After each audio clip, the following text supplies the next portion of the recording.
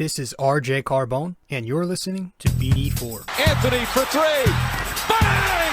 That one goes this down. One by Mattingly. Oh, hang on to the RJ Barrett does it again from downtown. He is just tearing the Orioles apart. It's good. It's good. Randall gets the bounce, and he ties the game. Houston ducks under. Got it. With 8 left. A grand slam the other way for Aaron Judge. Penetrates, creates, and showing some dexterity as well with the left hand. Yankees win. The Yankees win.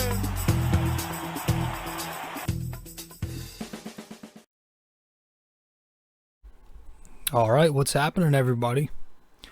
Episode 279 of the podcast tonight. Welcome to BD4, where there's no better way to get your Yankees and Knicks analysis. I am your host, RJ Carbone. Hope everybody's doing well on this, Wednesday night, September 1st. It is officially summer is over, but summer is officially over, I think, later this month, but is officially the fall season in my book. Once it flips to September, that's when it becomes fall to me, and especially with class starting up today as well. My first class is actually tomorrow on Thursday the 2nd, which will be when this episode is up during the Yankee off day.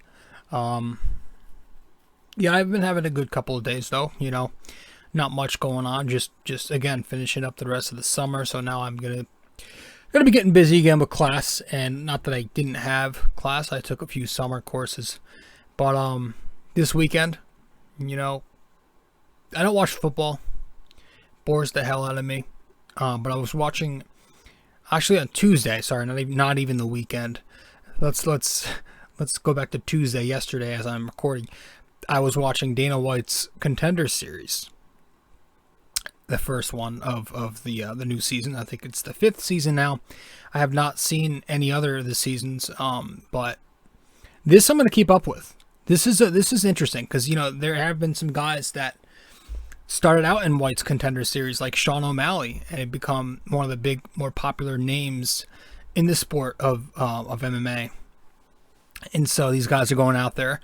It's always a fun one to watch. It's usually entertaining because they're competitive, right? They're hungry. They're trying to fight for a UFC contract.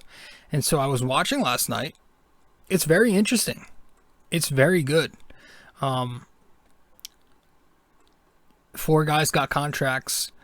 The 4 winners, but also a 5th guy got one because despite him losing Candelario,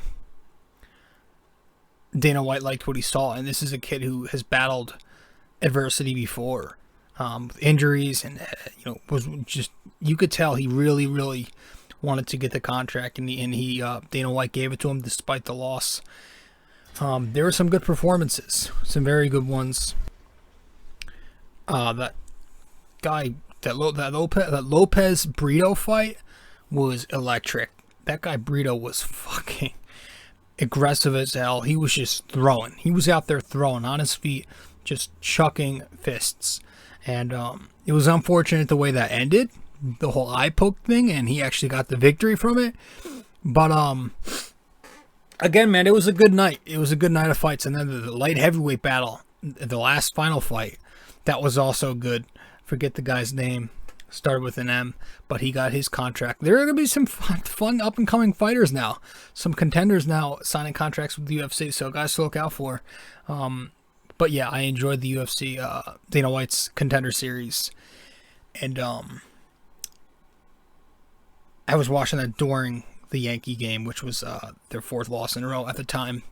But it was something to salvage the night, I guess.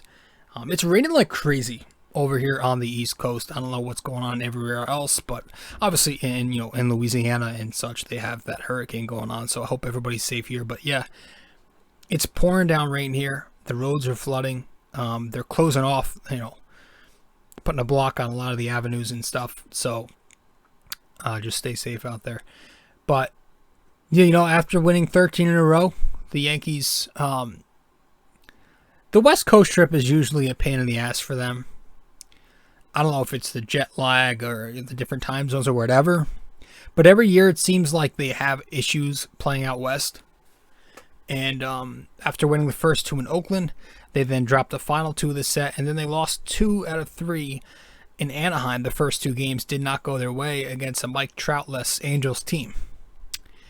One thing I've noticed, and I think John Boy put out a tweet, I saw this on Instagram, somebody snapshotted his tweet, that during that 4-game losing streak, the Yankees had 0 stolen bases. 0 stolen bases. And obviously there were a bunch of stolen bases during that 13-game winning streak, right? And that's kind of why we hit into so many double plays lately. It's because we're not stealing a base and we're not taking that guy off of first base to eliminate that threat. But tonight, we did hit into 2 more. One was a ground ball, other was just an unfortunate liner. Despite that, we picked up the victory to salvage the 3-game set. So we're going to go over it all. Some unfortunate news really quick. Gio Urshela looks like he's hurt again. We're going to find out more about that in the coming days. Stanton sat tonight for no apparent reason. Just Boone being Boone, or the nerds being the nerds, whatever. And I think the extra call-up for September here, it was Estevan Florial. So a lot of people are questioning why over Greg Allen. But I'm not too upset. Florial has produced, and he's a young kid with a future, so good lefty bat. We'll see how they can fit him into this whole system. So that's basically it. We may as well get right into it tonight. The Yankees snapped their 4-game losing streak, pick up a win to conclude the road trip 5-4 before heading back home. They have a lot of home games, or a lot of games in New York coming up. I think they said on the pregame of their next 20, or was it 21? I think of their next 20 games, 17 are in New York. They've got a couple at Citi Field. I almost said Shea Stadium. But the rest of them are a bunch in Yankee Stadium. So that's the positive. The entire month of September is going to be home heavy to conclude the rest of the season as we try to, make a push here for the playoffs. I think, most people can probably agree that the American League East division is getting slimmer and slimmer. The shot at winning the division is. I think we're still 7 out. The Rays they did win tonight again. So we did not move at all there. Are we 7 or 8? Might even be 8. No. But, regardless, it's going to be tough. They don't look like they're slowing down anytime soon. And as long as we can, at this point in the season, we had that such a dreadful first half, where we were 41-41 at one point. And at this point in the season, I think you'll take it. You'll call it a solid regular season if you can find a way to take that first wild card. And hopefully it'll be a home game at Yankee Stadium again, right? Usually we're fortunate enough to get those home games when we're in the wild card. So hopefully this will be another one of them. It looks like it could be Yankees-Boston. That would be electric. We get Gerrit Cole versus Chris Sale at Yankee Stadium in the Bronx. I will be there. So hopefully that's something that happens, if we don't get the division. Which, again, it looks very, very slim, the chances. So let's head to our first break, guys. And when we get back from break, we may as well get right into the 3-game recap real quick of this series. And we'll talk about a few things. Then we'll get to the NYY, NYK question of the day. And we'll wrap it up from there. Stay with us. We'll be right back.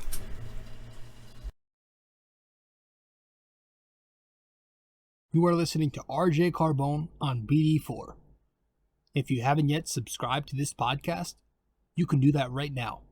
BD4 is available on iTunes, Spotify, Google Podcasts, Anchor, and you can also watch it on YouTube. There are plenty of other platforms to find this podcast. All you have to do is go to linktr.ee/RJ Carbone. And that will take you to where you need to be. linktr.ee/RJ Carbone in order to subscribe to this podcast.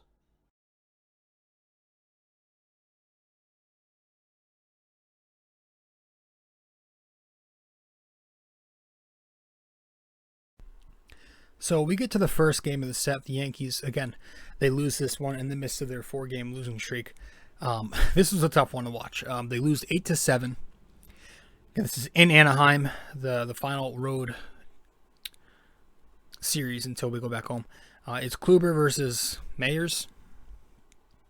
Top of the first, the Yanks get on the board early again, so it was a positive sign to start at least. You had DJ LeMahieu and Anthony Rizzo with back-to-back doubles.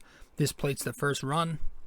Judge then singles to put runners on the corners with nobody out, but then that's when you get the Giancarlo Stanton double play. He grounds into one there, and that was one of several during that losing streak, but a run does score.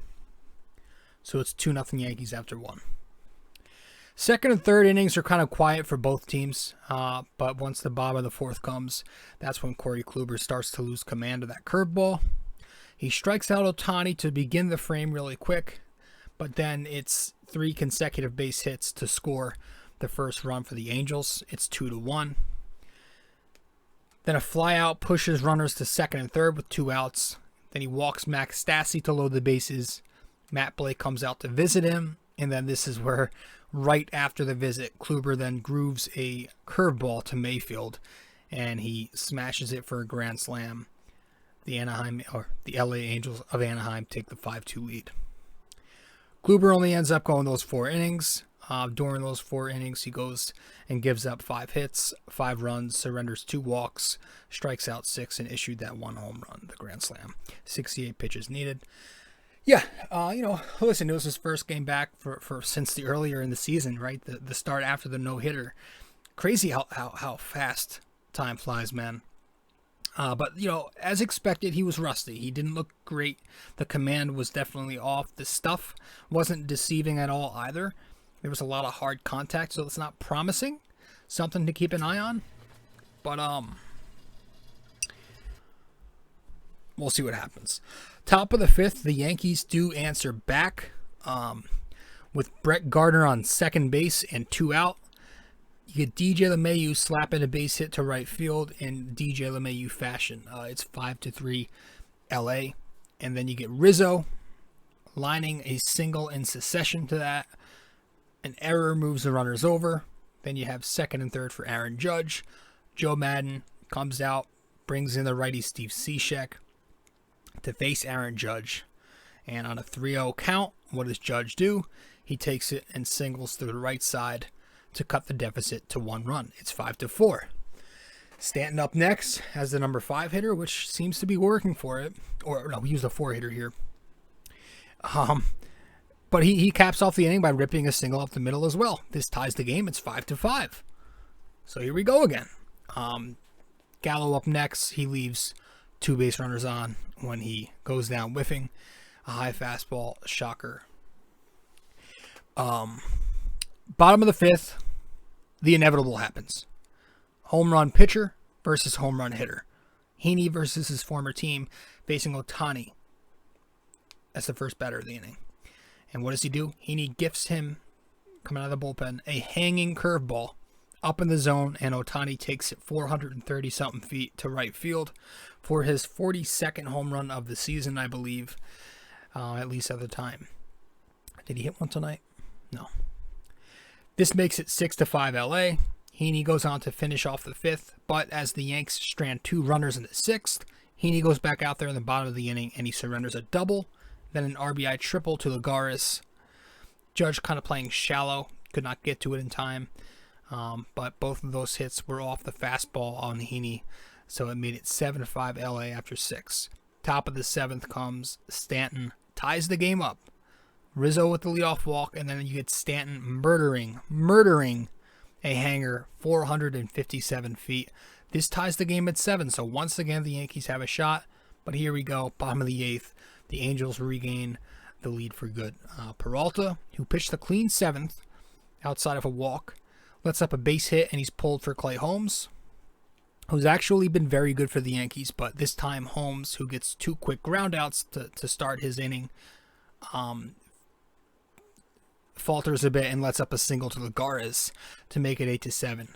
Lagares tries to stretch that into 2 bases. He gets caught, and then it's the end of the inning there. But, 8-7 was the final score. You can't let a guy like Juan Lagares, who's got an OPS plus under 100, who's got a batting average under 250. You can't let that be the reason you lose. And you did. Top of the ninth comes the Yanks. Top of the lineup, 1-2-3. Go down 1-2-3 versus Iglesias on just 10 pitches. So it was pretty rough. But overall, the bats weren't exactly the problem. Again, 7 runs, 9 hits, 4 walks, 12 strikeouts, a double play hit into, and 5 for 9 with runners in scoring position. You know, the top 4 guys had 2 hits apiece in DJ, Rizzo, Judge, and Stanton. You had 3 ribbies from Stanton. It was just 2 walk effort from Gardy. Rizzo led with the 3 getting on base 3 times. So overall, you just have to get upset at the choking bullpen more than anything. It continues to be a problem. You go Heaney, Peralta, Holmes. I don't want to see Andrew Heaney here anymore. I'm tired of him. But combined between those 3, they go 4 innings, 5 hits, 3 runs, a walk, 4 Ks, and 1 home run. So you had Kluber blow the lead to start. Heaney blows the tie. Then Heaney makes it worse. And then Holmes blows the tie later. So some poor pitching in this one. But, yeah, I mean, Heaney, again, you can't hate the trade because they gave up peanuts. But you could also not get excited about that trade. And I was one of those people who were like, ugh, he's not good. I don't really care about it. I just hope they don't use him down the stretch because I don't trust somebody like him. I just don't trust his. I know his stuff says he's due for some kind of correction, but I'm a guy where I need to see it first to believe it, and he's not shown us enough outside of that one gem he pitched. That was really it. So that was the first game of the set. We lose. The second game of the set, more of the same, except in a different fashion. The Yankees lose this one 6-4. You had Tyone versus, I don't know who this guy was, Barria. LA, they throw these randoms out there who we should be pulverizing. But this one makes it 4 losses in a row. It felt like this was a bad game too. It felt like one of those first half of the season games where we hit into a shit ton of double plays, some lack of clutch hitting, a lot of it. Poor pitching from Tyone once the lineup flipped over. It was just one of them games where it reminded you so much of the struggling Yankees early on. Top of the 4th inning, though, we start and we put runs on the board first, so it looks like it's going to be a positive night. Rizzo goes deep to right field for a home run, 1-0. But the bottom of the 4th comes, and Tyone, after a brilliant first 3 innings, falls apart here. Base hit to lead off the inning, stolen base, then issues a walk to Ohtani. Ohtani and Fletcher then steal 2nd and 3rd. Then Walsh pounds a mistake 0-2 middle of the zone curveball over the right field wall. Angels took advantage of our curveballs this series. This makes it 3-1. Top of the 5th, Gary Sanchez finally belts one. It's been a bit since he's gotten hot. It'd be nice to get him hot. He goes and cuts the lead to 1, or the deficit rather. It's 3-2 Angels. Bottom of the 5th, Jamison Tyone again continues to struggle as the lineup card turns for the 3rd time. The first 2 batters reach to put 1st and 3rd with nobody out. Then he gets a few outs. Rizzo makes a nice play at 1st. Then he intentionally walks Ohtani, but then Gosselin singles up the middle. Then Tyone is pulled for Joely Rodriguez.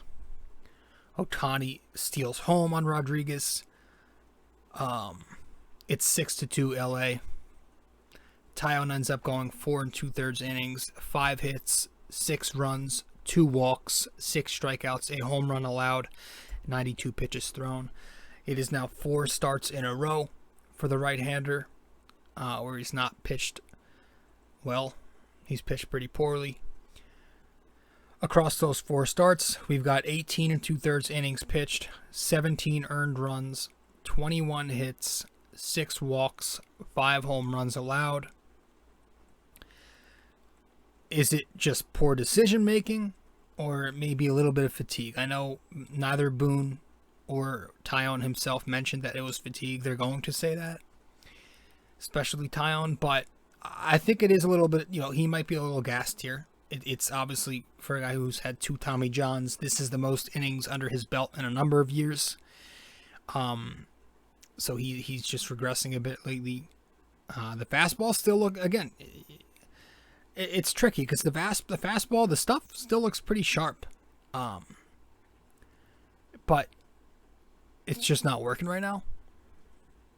I think maybe you sit him a start or two. You get Luis Gil back in there.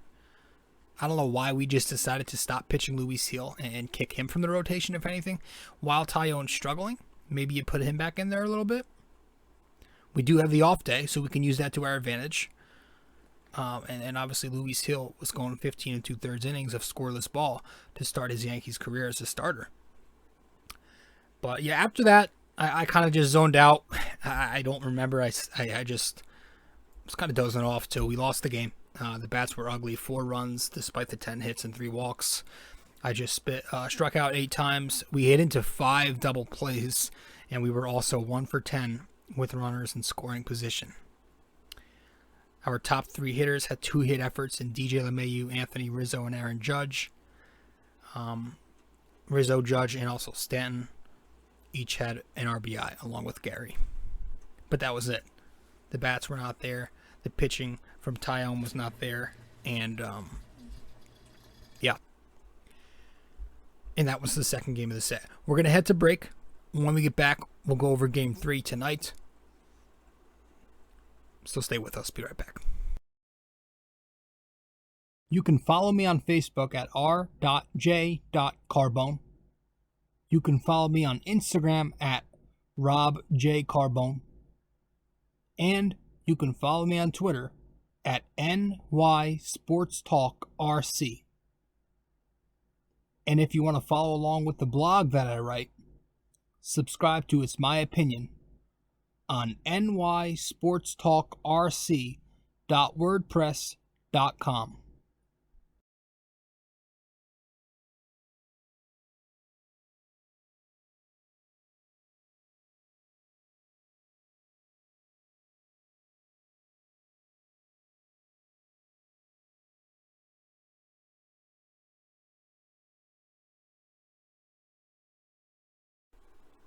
Game 3 tonight, Wednesday.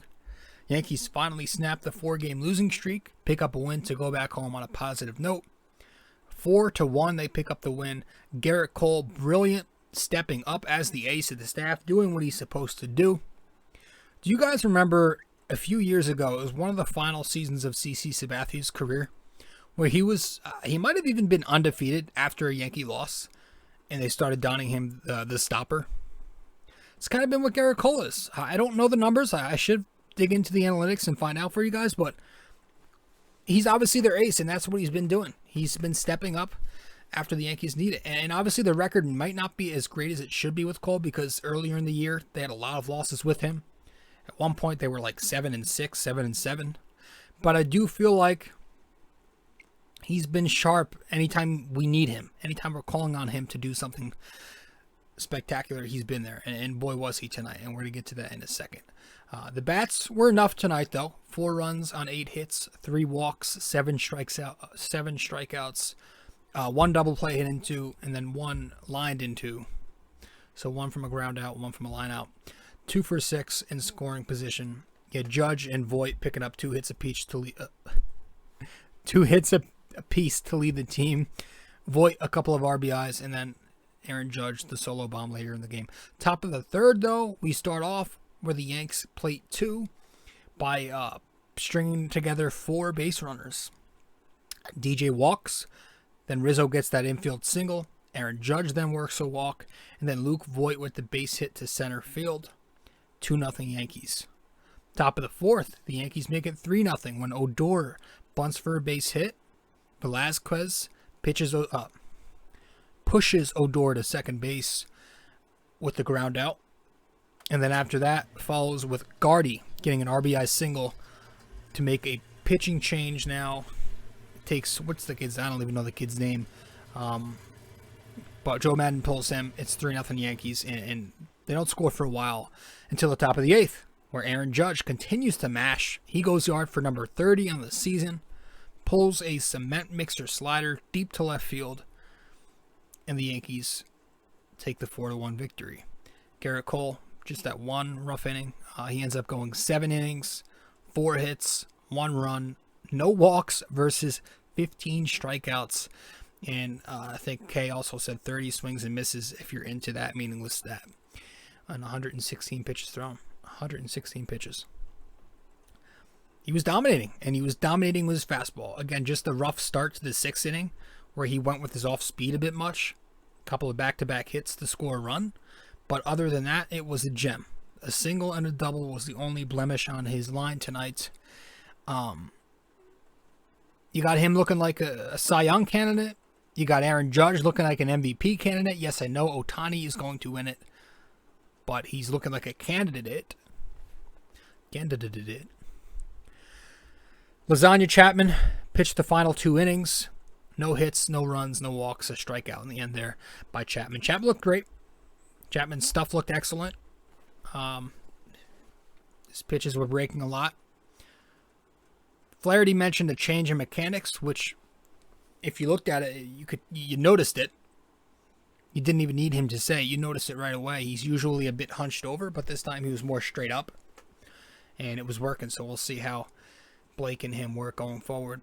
And if they continue to do stuff like that. Keep his mechanics as they are now. Yeah, man, that was it. The Yankees pick up the win. They continue to have control here in this wild card race. I don't know what Oakland did tonight. I know that Boston lost to Tampa Bay again. But the Yankees now continuing to win. Now 21 games above 500. And, yeah, guys like Aaron Judge are scorching hot. Judge is hitting 500. 18 for 36 in his last 9 games. He has a shot at 40 home runs now. He's got 30. I don't know if he's going to get to 40, because if we find, there might come that point in the season where the Yankees realize, all right, we're probably not getting the division, but we have very good control of the wild card. We'll give Judge, a few days of rest here and there. We cut off there for a second. If there's a noise in the background every once in a while, it's because my fucking studio is right next to the closet, and for some reason the utility closet is going off with some machine right now. I don't know if it has to do with the fucking rain, but it's really loud and disturbing. So I'm trying to pause it every time I hear that noise, but I just did there, but I don't know if it worked. Judge is batting .299 with a .934 OPS, 30 home runs, 75 RBI. So there's a point in the season where it was like, all right, Judge is having a nice season, quietly having a nice season, but the power numbers were a little down. You were like, all right, he'll probably finish 30 to 35 home runs, which will be definitely down. The OPS was under 900. But now his numbers, you look at them, and they're the best they've been since the rookie year. I mean, they're right on par to what he should be doing every year. He's got a chance to get the 40 homers. The OPS is probably going to land over 900 now, and he's even batting the highest batting average he's had in his career. If he could find a way to land in the 290s, be right under 300 for the year, that's impressive. And this is why somebody like Judge is so different from other guys like Gallo, right? Although those hardcore boomer old school Yankee fans hate the strikeout guys, and I do too. You all know that, but somebody like Judge, he's at least a hitter. He can at least hit the ball. When he's not hitting home runs and walking, he still gets you the single, double, triple, right? He's a frequent hitter. He's a complete hitter, they call. So he's not all or nothing. He's does it all. He does it all. And, he's going to strike out a lot along the way, but that's what differentiates Judge from somebody like a 3 true outcome guy and Joey Gallo, who's now on the year batting .201 with an .809 OPS. And as a Yankee, he's batting .139, 15 for 108. Not a fan of Gallo. Never was a big fan of the trade when we got him. But I digress. Odor has kind of come down to earth a bit lately. But the positive is that while Judge is hot, Anthony Rizzo seems to get, be getting hot again, showing some life lately. That's a positive. And all while that's happening, Luke Voit is staying relevant. So the bats are still good. Ever since the bats have been much better lately. If you go back a few weeks, during the start of that streak, they've been really, really well. So that's pretty much it, guys. I don't know that I have too much to add. I really don't. The Yankees continue to stay relevant here in this wild card race. Hopefully we can start pulling away now. Who do we have next? Let me look that up really quick. I know there's an off day tomorrow. But let me see who we have. Oh, there we go. All right, so if we do what we're supposed to do, it's 3 free wins at the stadium. You got Baltimore for 3 this weekend. 2-day games on the weekend. Okay, so this should be. Here goes that noise again. This should be good. It's about time we get Baltimore. It's been a while. All right, let's head to break one last time. When we get back from break, we'll get to the NYK question of the day. Stay with us.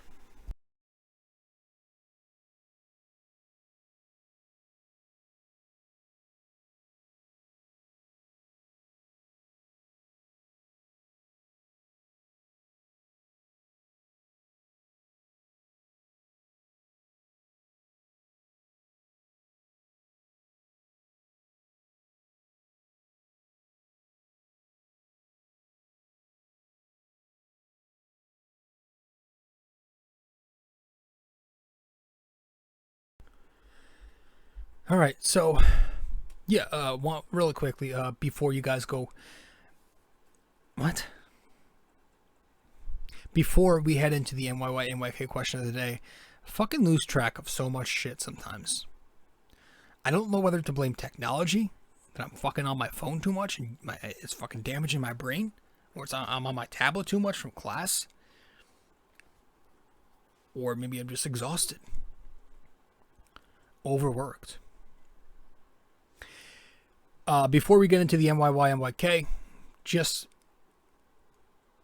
fucking here I go again. I don't know what I say stuff before I think, and then I just stop. If you haven't yet subscribed to this podcast, you can sub to BD4 on all the platforms that you listen to your podcasts on. You know, like Apple Podcasts, Spotify, maybe SoundCloud, Stitcher, all those podcast platforms. Plus, you could also watch us on YouTube. So BD4, no better way to get your Yankees and Knicks analysis. Yankees episodes every series, Knicks episodes every 2 games. Subscribe to the blog that I write. I write recaps after every series / game, depending on how tired I am with the Yankees, and every game on the Knicks too. You can find the blog, you can find my podcast, and you can also find my 3 social media sites or platforms: Twitter, Facebook, and Instagram. All of that information I just mentioned is on my Linktree. So just go to my Linktree, linktr.ee /rjcarbone. Go to my Linktree, linktr.ee /rjcarbone, and that will display all the information you need, how to find me and all that stuff. All right, so let's get to the NYK question of the day.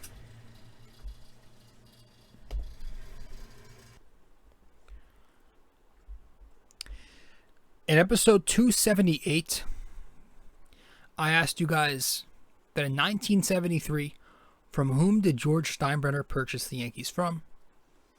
And the answer to that question, CBS. They were the previous owners of the Yankees before Steinbrenner bought them. All right, so that was 278's NYK question of the day answer. All right, so let's get to this episode's question. Our NYK question of the day, brought to you by Anchor, episode 279.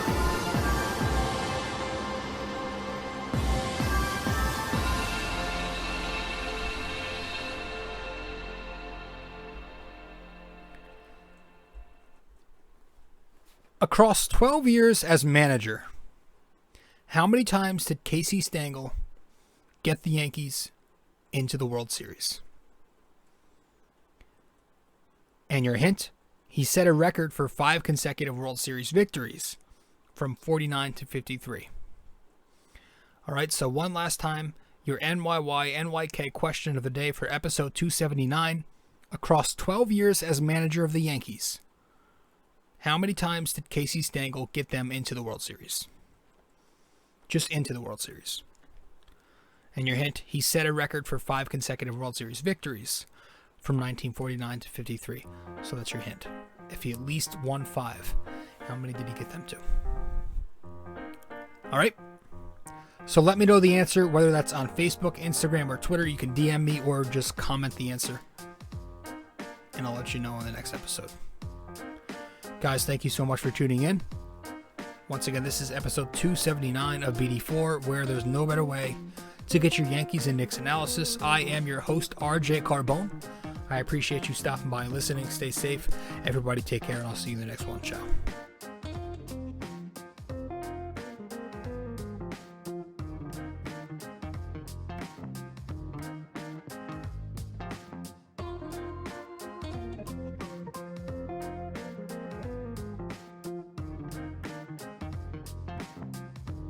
This episode is brought to you by Anchor, podcasting made easy.